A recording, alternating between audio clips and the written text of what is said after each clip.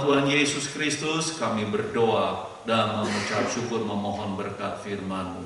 Haleluya, amin, amin.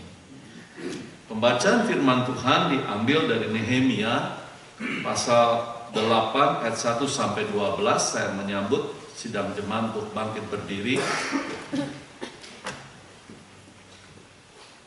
Ketika tiba bulan yang ketujuh, sedang orang Israel telah menetap di kota-kotanya, maka serentak berkumpullah seluruh rakyat di halaman di depan pintu gerbang air. Mereka meminta kepada Ezra ahli kitab itu supaya ia membawa kitab Taurat Musa, yakni kitab hukum yang diberikan Tuhan kepada Israel. Lalu pada hari pertama bulan yang ketujuh itu, Imam Ezra membawa kitab Taurat itu ke hadapan jemaat, yakni baik laki-laki maupun perempuan, dan setiap orang yang dapat mendengar dan mengerti. Ia membacakan beberapa bagian daripada kitab itu di halaman di depan pintu gerbang air dari pagi sampai tengah hari di hadapan laki-laki dan perempuan dan semua orang yang dapat mengerti. Dengan penuh perhatian, seluruh umat mendengarkan pembacaan kitab Taurat itu. Ezra, ahli kitab itu, berdiri di atas mimbar kayu yang dibuat untuk peristiwa itu. Di sisinya sebelah kanan berdiri Matika, Sema, Anaya, Uria, Hilkia, dan Masya. Sedang di sebelah kiri berdiri Pedaya, Misael, Malkia, Hasum, Hasbadana, Sakaria, dan Mesulam. Ezra membuka kitab itu di depan mata seluruh umat, karena ia berdiri lebih tinggi dari semua orang itu. Pada waktu ia membuka kitab itu, semua orang bangkit berdiri. Lalu Ezra memuji Tuhan Allah yang maha besar, dan semua orang menyambut dengan amin, amin, sambil mengangkat tangan. Kemudian mereka berlutut dan sujud menyembah kepada Tuhan dengan muka sampai ke tanah. Juga Yesua, Bani, Serebia, Yamin, Akub, Sabetai, Hodia, Masya, Kelita, Asaria, Yosabat, Hanan, Pelaya, yang adalah orang-orang Lewi, mengajarkan Taurat itu kepada orang-orang itu, sementara orang-orang itu berdiri di tempatnya. Bagian-bagian daripada kitab itu, yakni Taurat Allah, dibacakan dengan jelas, dengan diberi keterangan-keterangan, sehingga pembacaan dimengerti. Lalu Nehemia, yakni kepala daerah itu, dan Imam Ezra ahli kitab itu, dan orang-orang Lewi yang mengajar orang-orang itu berkata kepada mereka semuanya, hari ini adalah kudus bagi Tuhan Allahmu. Jangan kamu berduka cita dan menangis. Karena semua orang itu menangis ketika mendengar kalimat-kalimat Taurat itu. Lalu berkatalah ia kepada mereka, pergilah kamu makanlah sedap-sedapan dan minumlah minuman manis, dan kirimlah sebagian kepada mereka yang tidak sedia apa-apa. Karena hari ini adalah kudus bagi Tuhan kita. Jangan kamu bersusah hati, sebab sukacita karena Tuhan itulah perlindunganmu. Juga orang-orang Lewi menyuruh semua orang itu supaya diam, dengan kata-kata, tenanglah, hari ini adalah kudus, janganlah kamu bersusah hati. Amin.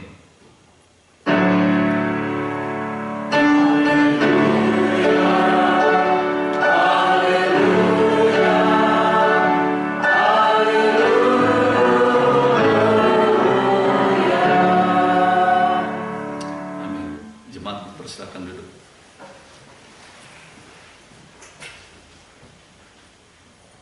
Saudara yang terkasih di dalam kasih Tuhan, setiap kali kita membuka kitab Nehemia khususnya ini, selalu terbetik dalam pikiran kita bahwa pasti kitab ini berbicara mengenai pembangunan tembok Yerusalem, bukan? Inti daripada isi kitab Nehemia selalu kita berfokus pada pembangunan tembok Yerusalem. Ya, setelah mereka keluar dari Babel. Dan kita melihat saudara di sini bahwa Nehemia 6 ayat 15 sebelumnya menyebutkan bahwa tembok tersebut pada tanggal 25, begitu jelas saudara. Tanggal 25 bulan Elul, ini penanggalan daripada Israel. Waktunya 52 hari diselesaikan tembok itu. The wall has been finished. Sudah selesai dikatakan. Bahkan lanjut di dalam pasal selanjutnya, Nehemia pasal 7, Kita melihat diterangkan kita bahwa bagaimana orang-orang Israel itu begitu diorganisir, begitu rapih dan teratur.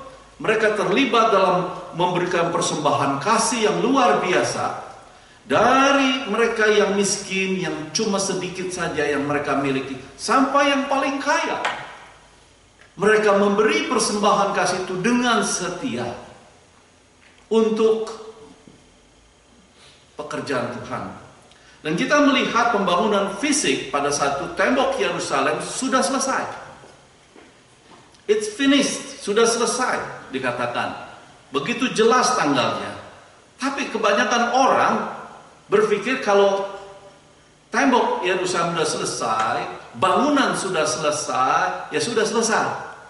Nggak usah lagi melakukan kegiatan apa-apa. Tapi berbeda dengan maksud Tuhan pada waktu itu.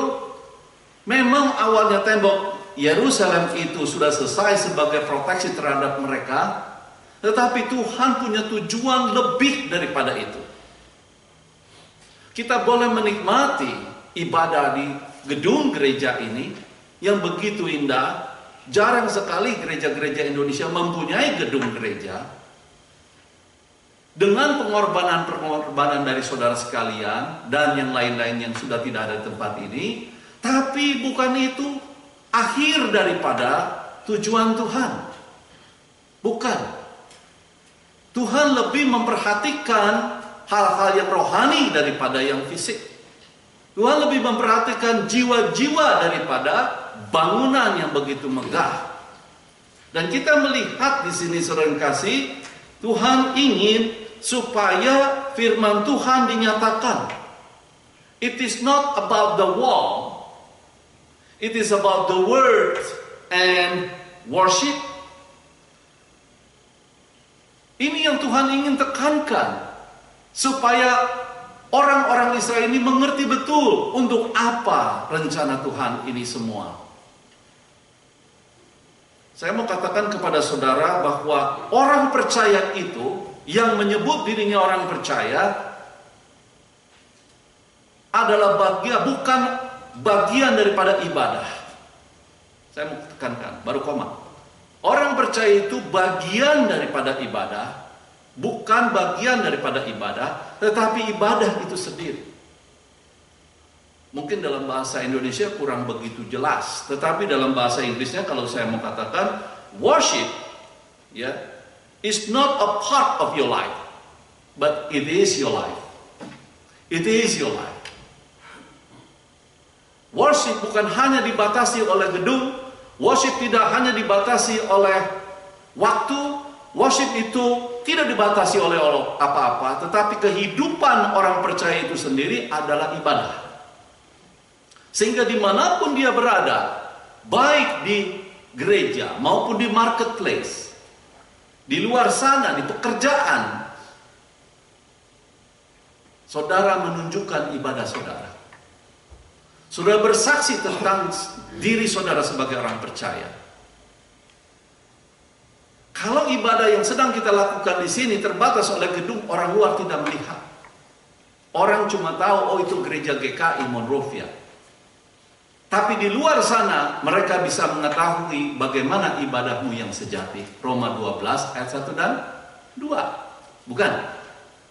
Mereka akan mengatakan ini yang namanya orang Kristen atau bukan. Karena mereka melihat dari tutur kata, dari pola pikir maupun perbuatan. Oleh sebab itu, saudaraku yang kekasih, di dalam belajar dan menikmati firman Tuhan ini, ada 5 aspek. Ada 5 elemen yang membuat orang Kristen atau orang percaya itu betul-betul menjalankan ibadahnya. Yang pertama, kalau saudara mau catat. Yang pertama, unsur yang pertama dalam percaya itu selalu berakar di dalam haus akan firman Tuhan. Haus akan firman Tuhan. Ayat 1 sampai dengan 2 tadi kita sudah bacakan. Mereka ingin mendengar akan perkataan firman Tuhan. Bahkan disebutkan mereka itu berada di halaman di depan apa saudara? Gerbang air. Atau di dalam bahasa Inggrisnya, saya bawa Alkitab bahasa Inggris, bahasa Indonesia, bilingual. Disebutkan di sana Watergate. Sekilas kita menengok ke belakang tentang Watergate. Sebetulnya Watergate ini adalah simbol dari firman Tuhan itu sendiri. A symbol of the word of God. Tetapi orang-orang di sini yang tinggal di Amerika Serikat, khususnya tahun 1972, terjadi yang namanya Watergate Scandal. Yang pada waktu itu presidennya kalau tidak salah adalah Richard Nixon. Gara-gara Watergate Scandal ini membuat dia mau tidak mau harus lengser. Kemudian digantikan oleh Gerald Ford. Bukan, kalau saudara mau tahu sejarahnya. Mereka kenapa menggunakan kata Watergate? Karena banyak nama-nama di Amerika Serikat ini berasal dari Alkitab. Dan memang Watergate itu sendiri adalah simbol daripada firman Tuhan itu sendiri. Hati-hati kalau menggunakan kata firman Tuhan. Jangan sampai tidak menjadikan kesaksian bagi orang percaya. Malah mempermalukan mereka. Menjadi batu sandungan bagi mereka. Apa jadinya? Bukan hanya orang Amerika saja dari masa ke masa yang tahu tentang skandal Watergate. Tapi seluruh dunia menyaksikan. Lihat orang Kristen, negara Kristen, terjadi Watergate. Yang dikenal itu bukan Nixon ya saudara. Yang terkenal dengan Watergate skandalnya itu. Di sana Watergate kompleks itu tempat kumpulnya orang-orang kaya, tempat kumpulnya politisi-politisi di sana. Memang indahnya luar biasa. Kalau di sini mungkin di Malibu begitu, atau di pokoknya bagus, indah, luar biasa di Washington DC. Saya belum pernah sih, tapi kepengen juga nengok, lihat yang namanya Watergate kompleks itu. Nengok aja saudara, tinggal mah jangan deh ya. Saudara, kita melihat berbeda awal terkenalnya Watergate awalnya, yang disebut pintu air. Ya, waktu itu disebutkan dalam kitab Nehemia 8 ini, mereka berkumpul bersama-sama dalam jumlah besar, dikatakan haus akan firman Tuhan. Kalau boleh saya bertanya, menjadi refleksi buat saudara dan saya, bagaimana dengan saudara? Tak kala Watergate disampaikan, tak kala firman Tuhan disampaikan, adakah kehausan dari hatimu mendengarkan firman Tuhan? Adakah kehausan? Satu kali ada seorang anak laki-laki kecil, masih yang tadi seperti kita dengar, mereka menyanyikan pujian. Hati-hati saudara, anak kecil itu ya Tuhan pakai seringkali menegur kita. Jangan kaget ya. Jangan-jangan anak kita bisa menegur kita yang sudah dewasa, yang seharusnya memberi contoh. Nah, anak kecil itu, barusan saya kalau nggak salah dengar, senang sekali. Mom, I did it. Mungkin awalnya dia bergumul. Gitu, bergumul. Gimana ini nyanyinya nih? Malu di depan banyak opa-oma, om-om, tante-tante. Tapi kemudian waktu dia nyanyi selesai, dia lari excited. I did it, Mom. Maminya saya lihat mukanya gembira luar biasa. Saudaraku yang kekasih, itu satu kebanggaan bukan? Nah, kita perhatikan di sini ada satu anak kecil satu kali bicara sama papahnya, ya. Dia melihat ada Alkitab di meja tempat yang dimana papahnya selalu duduk dan minum kopi. Alkitab itu tidak beranjak, bergeser dari tempatnya. Lalu anaknya bertanya seperti ini saudara, Daddy, what is that? Namanya anak kecil selalu ingin tahu. Curious to know. What is that, Daddy? Daddy-nya lagi baca koran, ngeganggu melulu nih. Son, it's the Bible. Dia bilang, itu Alkitab. It's God's book. Itu buku Allah. Oh, langsung anaknya menjawab, polos. Polos, saudara. Very sincere, dia jawab begini, saudara. Then, should we give it back to him since we don't use it? Tersinggung nggak, saudara? Hah? Saya tersinggung loh, saudara. Saya tersinggung. Dan seharusnya kalau memang begitu, kembalikan dong ke Tuhan, karena buku Allah. Karena kita nggak pernah pakai. Aduh, di hati papanya mungkin bercampur malu, ditegur sama anaknya begitu. Lugu, memang nggak pernah buka Alkitab. Mau ngomong apa lagi? Diem. Kalau orang Jakarta bilang, Maya, kecemingkem gitu ya, Pak Nasir ya, benar ya, kecemingkem. Diam aja, nggak bisa jawab apapun. Bagaimana dengan Alkitab saudara sekalian saat ini? Bagaimana dengan Alkitab saudara sekalian saat ini? Wah, langsung kalau sekarang mah jawabannya modern. Oh, saya tidak pakai lagi Alkitab. Itu zaman nabi-nabi. Yang saya pakai sekarang adalah iPad. Wah, keren dah sudah. Saya udah lihat banyak jemaat tuh hampir 100% udah nggak bawa Alkitab lagi, nggak seperti zaman dulu. Bukan zaman baheula. Ya kan? Kalau zaman baheula kan bawaannya Alkitab segini. Tapi di Jawa lain, saudara. Di Jawa Tengah sering kali saya lihat waktu saya pelayanan pakai sepeda mundar mandir 26 kilo, saya lihatin kok rajin banget ya orang-orang di Jawa Tengah ini. Saudara tahu? Dibungkus dengan koran. Rata-rata nggak bawa kitab juga. Yang dibungkus itu saudara tahu, buku nyanyian, hymn. Dia bawa ke gereja tuh, ke GKJ, ke GKI, pokoknya bawa. Yang penting itu buku nyanyian. Alkitab itu tugasnya Pak Pendeta. Kalau jemaat tugasnya menyanyi gitu. Makanya dibawalah hymn. Puji Tuhan di sini enggak ya? Karena bukan orang Jawa Tengah ya. Nah, saudara kasih, inilah kita melihat banyak sudah berbeda zaman dulu dengan zaman sekarang. Kalau kita melihat pada waktu itu kehidupan umat Tuhan tidak bisa lepas dari firman Tuhan. Tidak bisa lepas dari yang namanya kitab Torah, hukum Musa. Tidak bisa lepas yang namanya Kejadian, Keluaran, Imamat, Bilangan, Ulangan, itu selalu nempel, attach dengan tubuhnya. Nggak bisa lepas, dan itu selalu diulang, dibaca lagi. Begitu eratnya, begitu berurat akarnya. Hidupnya tidak bisa nyaman kalau tidak ada firman Tuhan. Mazmur pasal 23 ayat 12. Saya nggak mau bacakan dalam bahasa Indonesia, tapi bahasa Inggris. Karena ada perbedaan di situ. Dia bilang begini, saudara.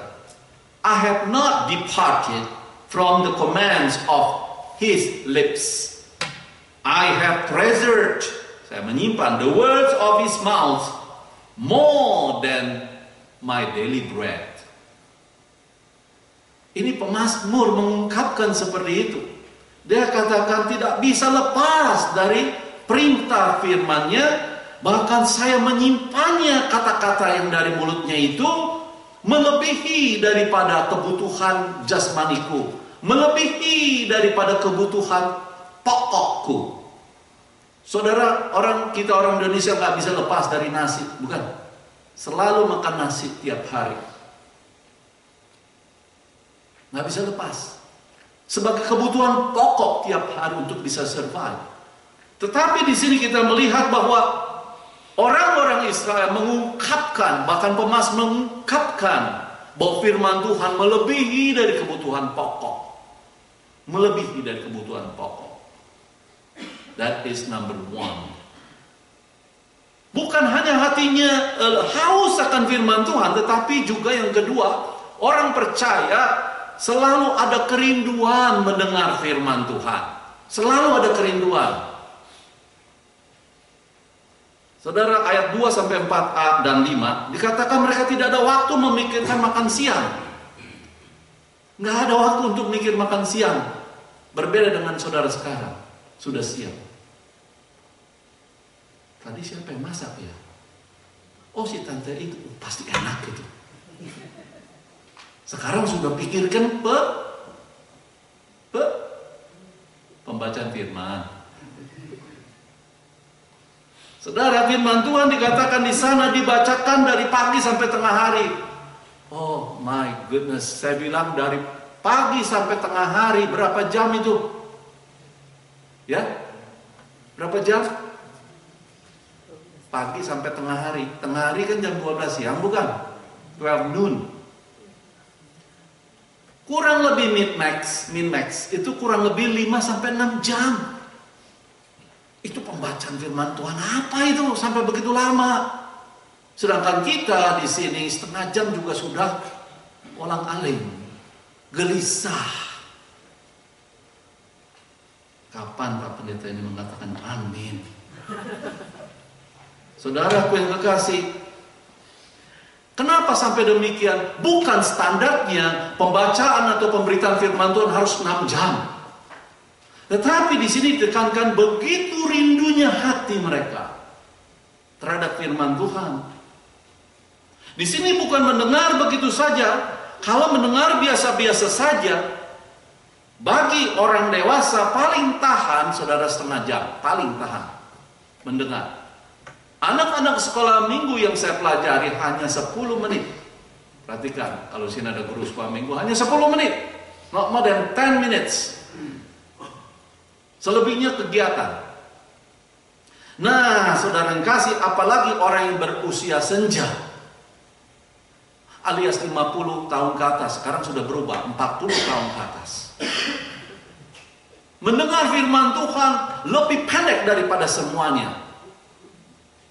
Jangankan 10 menit seperti anak-anak. Pasteng, amin doa sebelum firman langsung.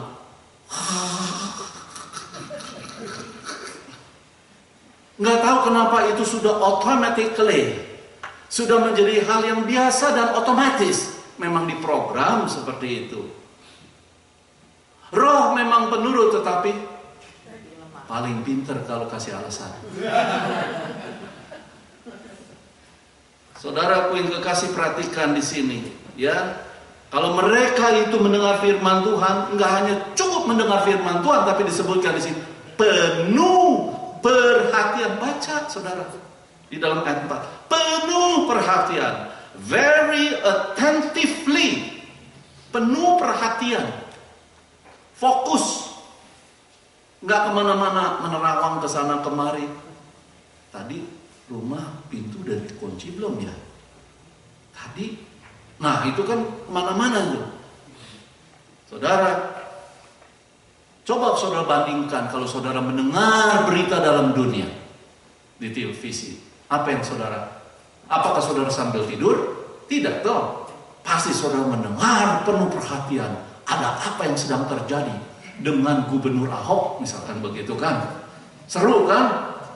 YouTube di mana-mana lagi rame nih di Indonesia.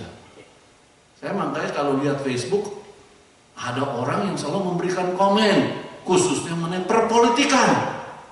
Waduh, orangnya ada di sini. Tapi kita melihat saudara kasih, ada seorang anak kecil pergi ke gereja yang besar, yang biasanya dia pergi ke gereja kecil saja. Gereja kecil itu sangat sederhana, nggak ada acara apa-apa. Tetapi pada waktu dibawa orang tuanya ke gereja yang besar, misalkan Saddleback Church gitu, yang isinya kurang lebih 80.000 orang, waktu dia masuk ke sana, aduh tuh anak banyak sekali pertanyaan. Pertanyaannya apa saudara tahu? Dia ngomong dari mulai duduk, acara dimulai, anak itu tanya sama papanya, "What does that mean, Dad? What does that mean, Dad? What does that mean, Dad?" Semua ditanya. Apa itu ada choir? Apa itu ada song leader? Apa ada usher yang maju ke depan? Ada pengkhotbah yang buka Alkitab? Bahkan taruh jam supaya jangan lewat, ya. Dan juga ada banyak sekali, saudara. Sampai papanya bilang begini, "Son, those don't mean a thing." Nggak ada artinya. Mengerti saudara? Sampai bapaknya sendiri nggak ngerti apa-apa itu apa yang dilakukan di dalam ibadah itu. Ingat saudara, waktu Nehemia hanya pembacaan Alkitab dan menerangkan saja, tidak ada sesuatu pendahuluan, tidak ada ilustrasi, tidak ada penjelasan, tidak ada sesuatu yang lucu. Semua sistematis dibacakan, begitu sederhananya dibandingkan dengan zaman sekarang. Di zaman sekarang, kalau pengkhotbah tidak membuat satu yang menarik, yang membuat jemaat itu jadi tetap melek gitu ya, tetap memberikan perhatian, bulan depan gak diundang lagi. For sure, pasti lah. Termasuk saya. Saudara yang kasih, tidak hanya hatinya haus akan firman Tuhan, rindu untuk mendengar firman Tuhan, tetapi juga dalam elemen yang atau unsur yang ketiga, orang percaya selalu menghormati firman Tuhan. Sekali lagi, selalu menghormati firman Tuhan. Perhatikan ayat 5 sampai 7. Mereka menyambut firman Tuhan itu yang dibacakan dengan kata amin, amin, amin. Tapi sekarang dirubah. Haleluya. Benar bukan? Tadi dengar, saya dengar kalau nggak salah. Nggak salah. Ya memang demikian menurut tata cara GKI. Gitu loh, sudah ditetapkan. Haleluya, haleluya. Artinya puji Tuhan, puji Tuhan, puji Tuhan. Saudaraku yang kekasih, tidak hanya mengatakan amin, amin, tetapi mereka juga menyambut firman Tuhan itu dengan mengangkat tangan. Nah, tuh, ini firman Tuhan, bukan pendeta nih yang ngomong. Mengangkat tangan, bolehkah kita mengangkat tangan? Bolehkah, saudara yang kasih? Apa jangan? Kalau kita mah, saya dari GKI Gunung Sarimpa, ya. Sekarang udah ada perubahan di sana. Ya, kalau menyambut firman Tuhan, mereka bisa mengangkat tangan, mereka bebas. Ada juga yang masih tradisional, diam saja. Amin, amin, amin. Udah. Sekarang ada perubahan. Belajar banyak firman Tuhan, menyambut dengan ekspresi.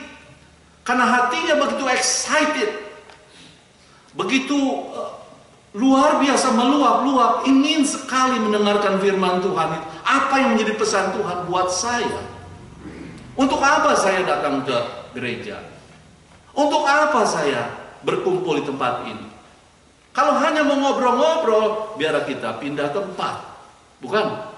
Lebih baik kita berada di kafe sambil minum serudut kopi, kita ngobrol ngalor ngidul sampai set. Tetapi di sini tujuannya satu. Sekali lagi, mendengarkan firman Tuhan seperti yang Nehemia katakan.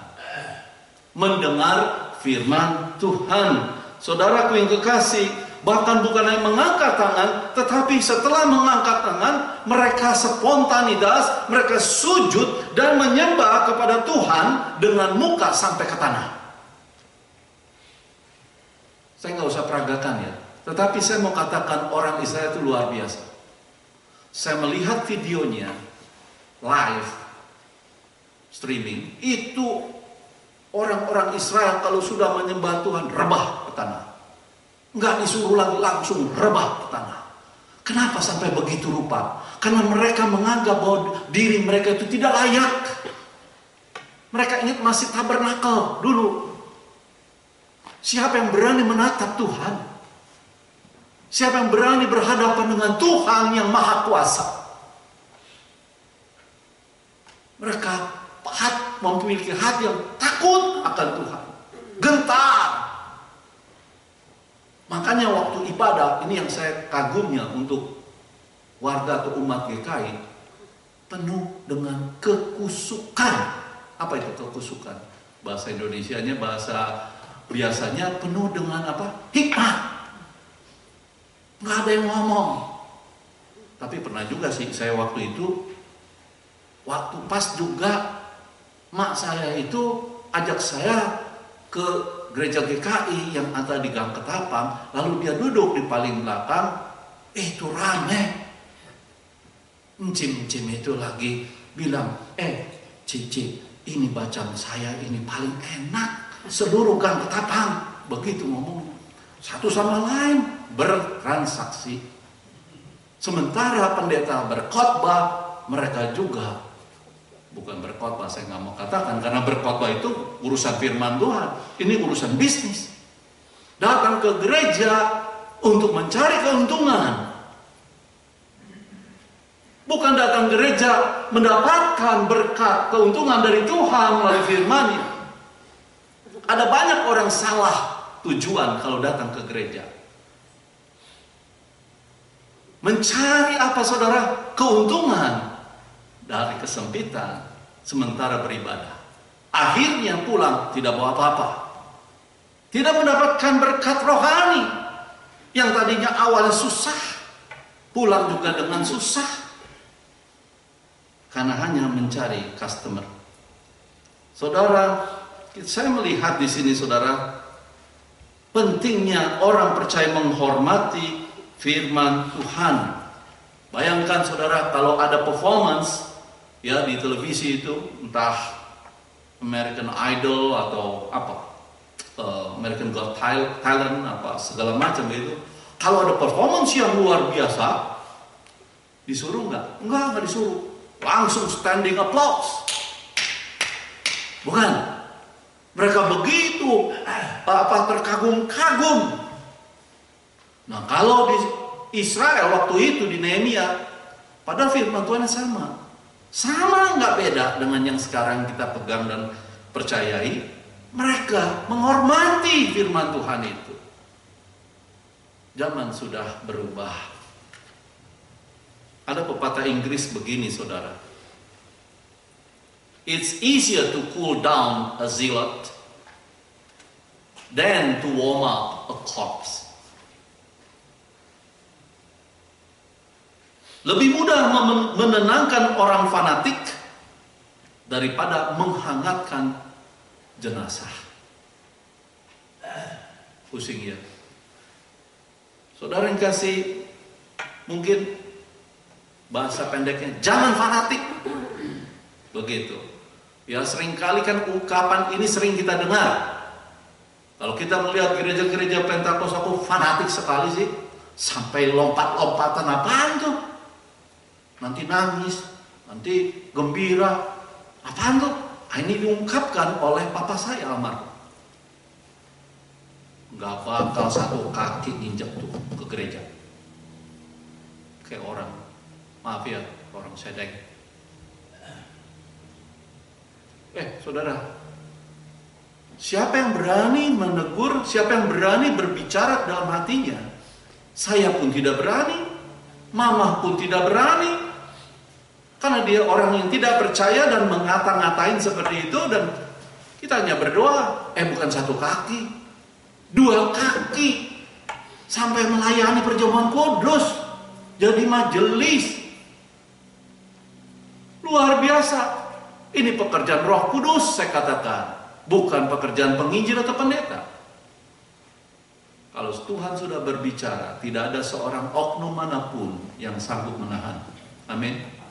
Dan kita lihat di sini saudara kasih, bukan hanya haus, bukan hanya mendengar menghormati firman Tuhan. Yang keempat, orang percaya selalu membawa firman Tuhan di dalam kehidupan.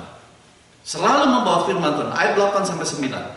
Tidak cukup membaca firman Tuhan, tapi ada seorang yang menerangkannya. Itu penting sekali saudara. Atau di dalam bahasa sehari-hari sekarang, berkhotbah. Jadi kalau saudara sudah berani menerangkan apa yang dikatakan firman Tuhan, saudara sedang berkhotbah. Tapi banyak kali sekarang ada gereja-gereja yang besar, pendetanya pun tidak pernah bawa Alkitab. Dia cuma bawa jubah, langsung datang ke mimbar, mulai dia bicara. Sekarang sudah nggak ada lagi itu gereja.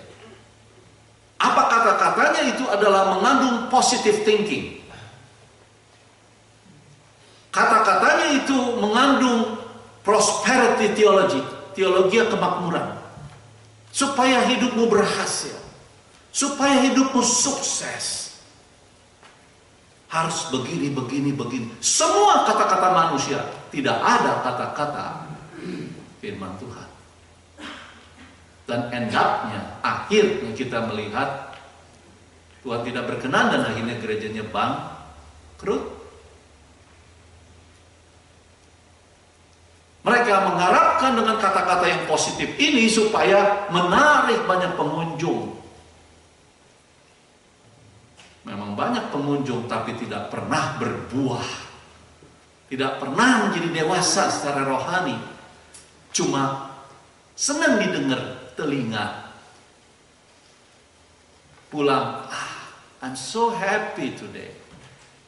That pastor make me my day.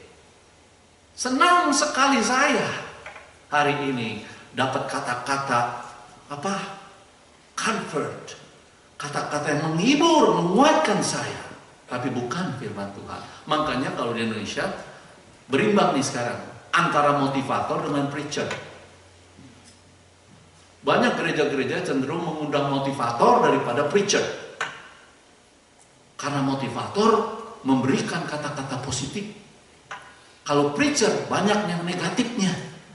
Kalau udah bicara mengenai dosa, paling panas di kuping gitu kan. Padahal 2 Timotius 3:16-17 mengatakan apa? Bahwa firman Tuhan ini menegur, memperbaiki karakter orang kalau salah. Seharusnya orang tersebut bersyukur karena ditegur, diberitahu. Tapi menyalahkan si preachernya, pendetanya. Enak aja ngomong, ya kok bisa tahu ya? Padahal tuh preacher gak pernah tahu urusan pribadi. Itu firman Tuhan. Jangan tersinggung kalau pemberitaan firman Tuhan disampaikan. Seharusnya sebaliknya, puji Tuhan, terima kasih Tuhan, Engkau sudah menegur aku.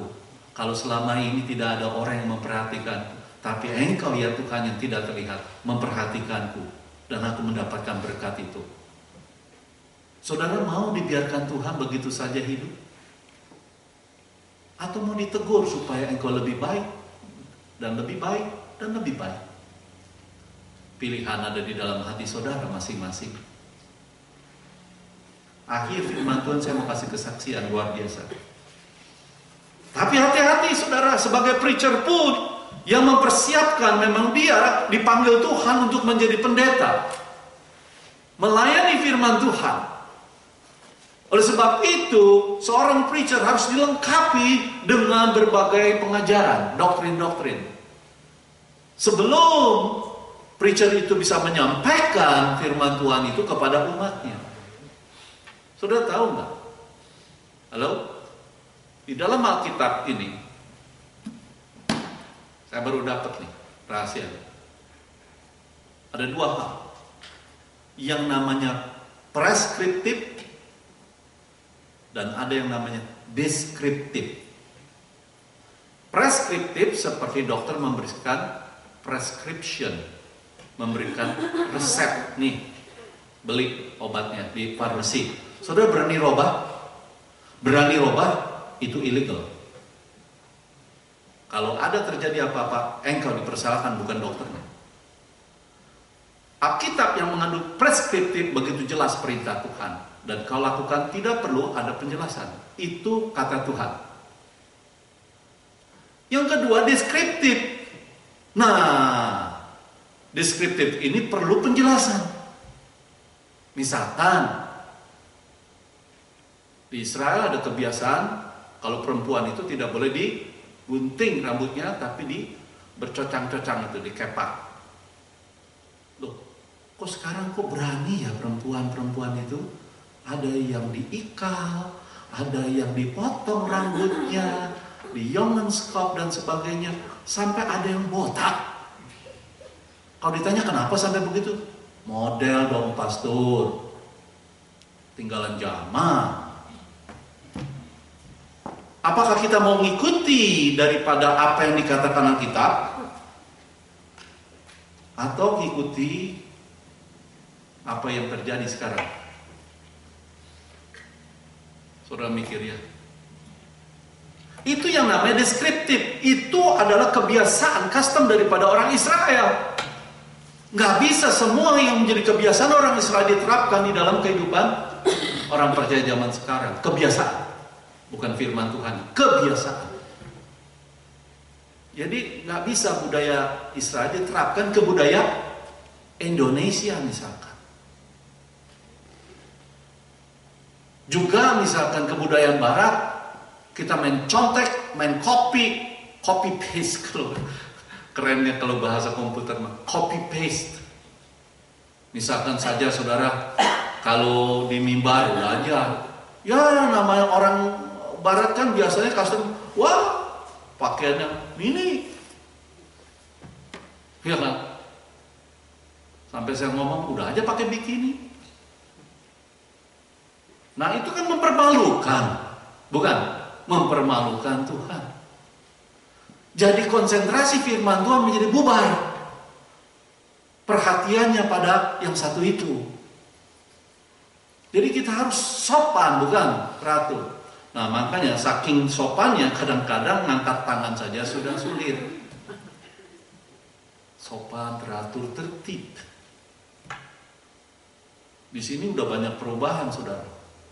Terus terang aja, saya dulu di GPIB khotbah itu Alkitab nggak boleh saya bawa. Yang bawa siapa? Majelis. Saya bilang waktu pertama kali, oh jangan itu Alkitab saya. Enggak Pak, ini memang aturannya begini. Oh iya, ya namanya hamba Tuhan nurut. Asal nanti dikembalikan ke saya, kalau nggak saya nggak bisa khotbah, gitu kan? Sampai di mimbar baru diserahkan, Kenapa kok sampai begitu? Sudah tahu? Banyak orang nggak tahu itu sebagai kebiasaan, enggak. Itu ada maksudnya.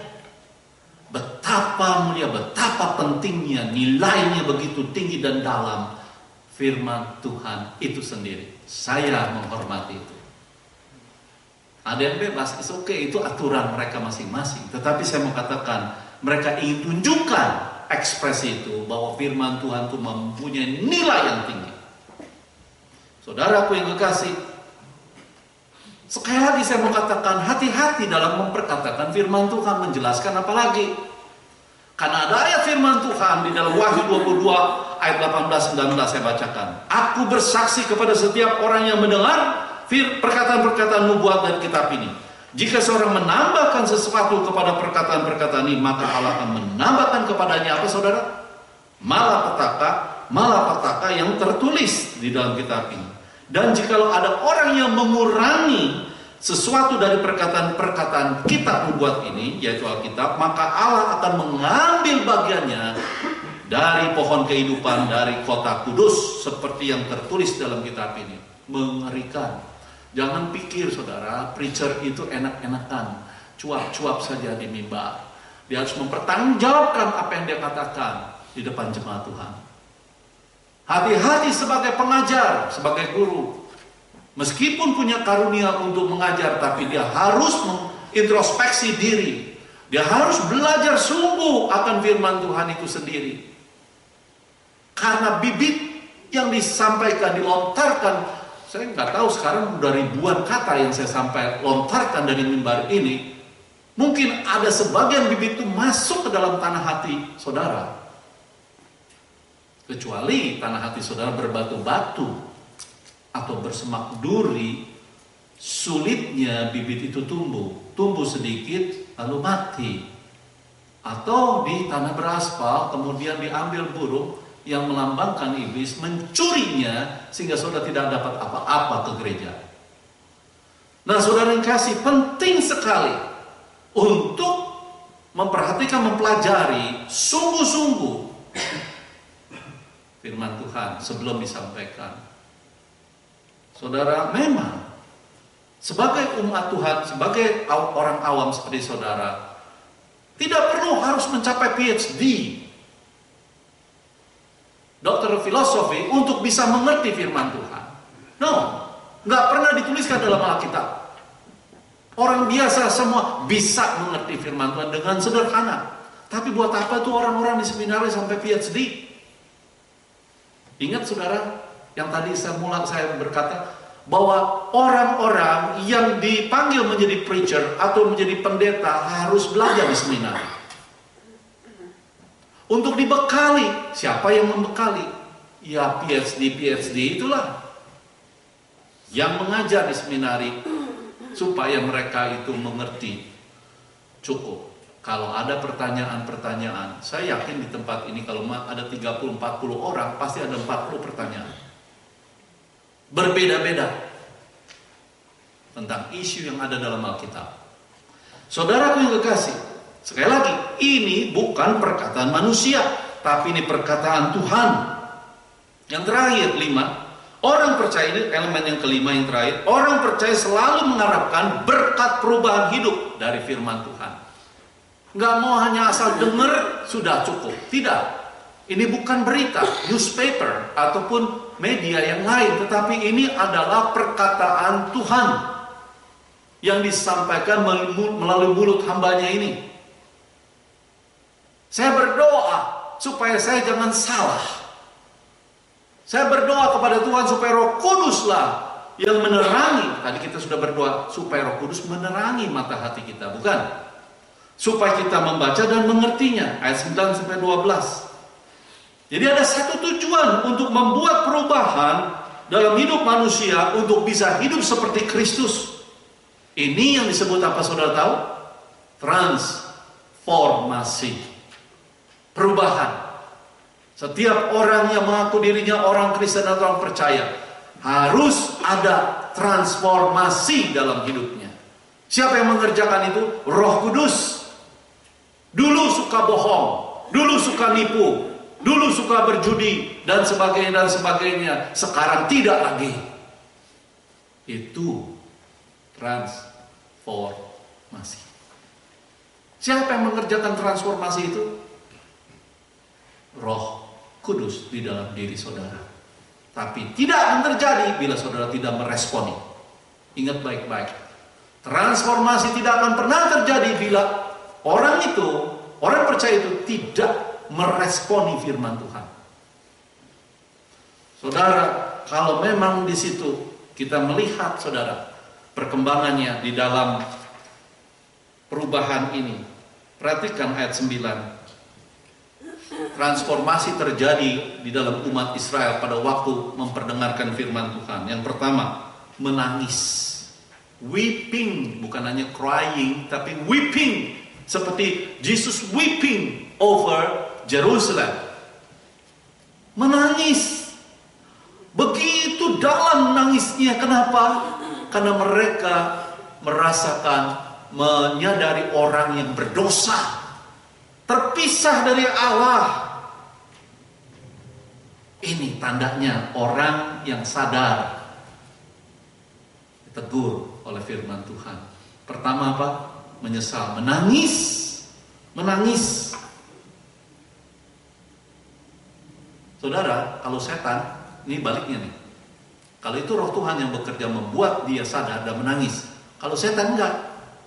Saya harap di sini enggak ada. Kita sudah berdoa dalam nama Tuhan Yesus, segala roh-roh jahat keluar dari ruangan ini. Kalau iblis terbalik, saudara dituduh terus-terusan. Mau masuk gereja, mau keluar gereja, dituduh terus. Dituduh. Kamu suka ngapusi, kamu suka menipu, kamu suka berbohong, kamu suka begini, begitu. Nggak bakal hilang. Sekali cacat, seumur hidup cacat. Nah itu iblis. Tapi Tuhan berbeda. Melalui firman-Nya ini, orang meresponi, Roh Kudus bekerja. Dia menyesali, menangis. Yang kedua, dikatakan sukacita. Karena apa? Ada pengharapan. Ada pertolongan di dalam Tuhan melalui firman Tuhan itu. Saudara, ini luar biasa. Tapi kalau iblis membuat saudara sedih, membuat saudara itu jadi putus asa, frustrasi. Akhirnya gak mau lagi ke gereja. Ngapain? Memang saya orang sudah berdosa. Siapa yang mau berteman dengan saya? Masih adakah? Banyak. Cuma kita gak pernah mungkin mau tahu di mana mereka berada. Mungkin karena kekecewaan seseorang, mungkin karena dan sebagainya membuat dia itu mengisolasi diri untuk tidak mau bergaul lagi. Saudara yang kasih, bukannya sukacita, yang terakhir taat. Taat, satu hal inilah yang diharapkan Tuhan bagi umatnya, bukan hanya mengimani firman Tuhan, tetapi mentaati, artinya melakukan apa yang diperintahkan Tuhan. Mentaati, ini yang paling sulit, saudara. Kalau sudah mentaati paling sulit. Jadi bukan wall atau gedung atau hal-hal yang fisik lainnya, tetapi firman Tuhan yang disampaikan dan ibadah itu sendiri. Itu yang terpenting, saudara yang kasih. Ingat selalu, saudara, bukan persoalan tempat, the wall.